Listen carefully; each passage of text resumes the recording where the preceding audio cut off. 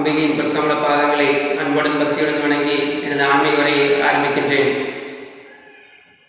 அவையில் உள்ள பெரியவர்கள் அனைவருக்கும், அன்பு சொந்தங்கள் அனைவருக்கும் இனிய காலை வணக்கம்.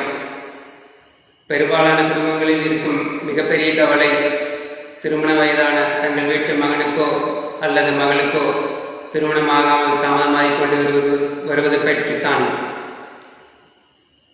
அதற்கு நமது ஆன்மீக பாரம்பரியம் கூறும் வழி என்ன என்பதை பற்றி நாம் இப்பொழுது பார்ப்போம். திருமண வயதான பெண்களுக்கு விரைவில் திருமணம் நடைபெற சுயம்பரா பார்வதி மந்திரம் எனப்படும் மந்திரத்தை கொண்டு சிவாலயத்தில் இருக்கும் அம்பிகையை அர்ச்சனை செய்து புஷ்பங்கள் சூட்டி சர்க்கரை பொங்கல் நிவேதனம் செய்து வெள்ளிக்கிழமைகளில் வழிபாடு செய்து வந்தால் விரைவில் திருமணம் நடைபெறும்.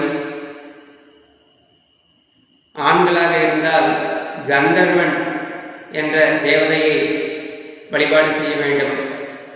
தெய்வத்துக்கு அடுத்த நிலையில் உள்ளவர்தான் தேவதைகள் எனப்படுபவர். இந்த கந்தர்வனுடைய வேலை என்னவென்றால், ஒரு ஆணையும் பெண்ணையும் இல்லற வாழ்க்கையில் இணைத்து அவர்களை கடைசி வரை ஒற்றுமையாக வாழ வைப்பதுதான் இந்த கந்தர்வனுடைய வேலை. இந்த கந்தர்வனுடைய அனுகிரகம் இருந்தால்தான் திருமணம் நடைபெறும். திருமணமான தம்பதிகள் கடைசி வரை ஒற்றுமையாக வாழ்வார்கள்.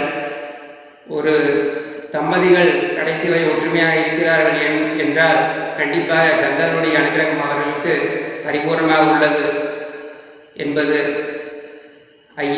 ஐயமில்லை. இந்த கந்தர்வனை வழிபாடு செய்வதற்கு தனியாக எந்த கோவிலுக்கும் நாம் செல்ல வேண்டியதில்லை. அவரவர் வீட்டு பூஜை அறையில் விளக்கேற்றி வைத்து ஓம் கந்தர்வராஜனை போற்றி, ஓம் கந்தர்வராஜனை போற்றி, ஓம் கந்தர்வராஜனை போற்றி என்று 48 தடவை அல்லது 54, 108 இந்த எண்ணிக்கையில் சொல்லி வந்தால், மனமாற நம்பிக்கையுடன் சொல்லி வந்தால் விரைவில் திருமணம் நடைபெறும்.